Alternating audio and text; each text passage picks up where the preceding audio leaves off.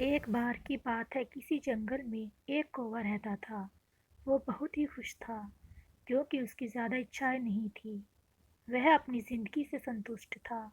लेकिन एक बार उसने जंगल में किसी हंस को देख लिया और उसे देखते ही सोचने लगा कि ये प्राणी कितना सुंदर है।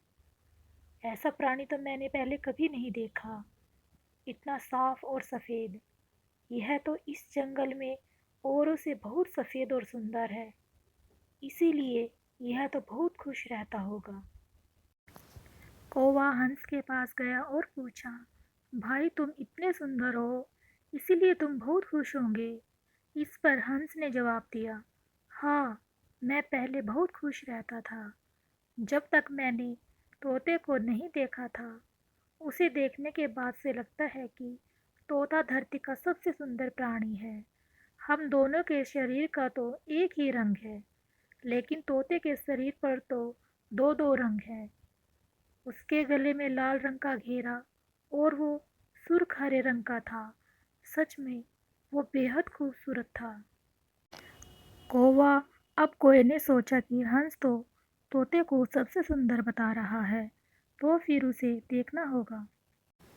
कौवा तोते के पास गया और पूछा, भाई दो दो रंग पाकर बड़े खुश होंगे तुम तो। इस पर तोते ने कहा, हाँ, मैं तब तक खुश था जब तक मैंने मोर को नहीं देखा था। मेरे पास तो दो ही रंग है, लेकिन मोर के शरीर पर तो कई तरह के रंग हैं। अब कोए ने सोचा, सबसे ज़्यादा खुश कौन है, यह तो मैं पता करके ही रहूँगा। इसीलिए अब मोर से मिलना ही पड़ेगा। कोए ने मोर को जंगल में ढूंढा, लेकिन उसे पूरे जंगल में एक भी मोर नहीं मिला। और मोर को ढूंढते ढूंढते वह चिड़ियाघर में पहुंच गया, तो देखा मोर को देखने बहुत से लोग आए हुए हैं और उसके आसपास अच्छी खासी भीड़ है। सब लोगों के जाने के बाद कोए ने मोर से पूछा, भाई तुम दुनिया के सबसे सुंदर जीव हो और रंग बिरंगे हो।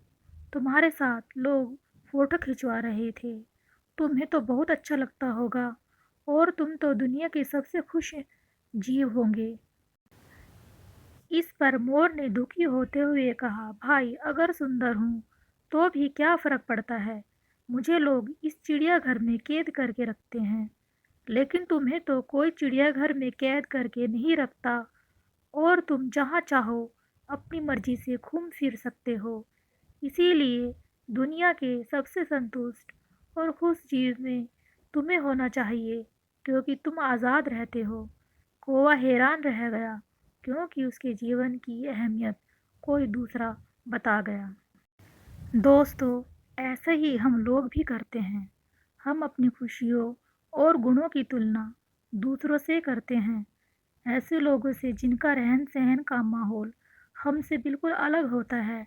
हमारी ज़िंदगी में बहुत सारी ऐसी चीज़ें होती हैं जो केवल हमारे पास हैं, इसीलिए हम उसकी अहमियत समझकर खुश नहीं होते, लेकिन दूसरों की छोटी खुशी भी हमें बड़ी लगती है, जबकि हम अपनी बड़ी खुशियों को इग्नोर कर देते हैं।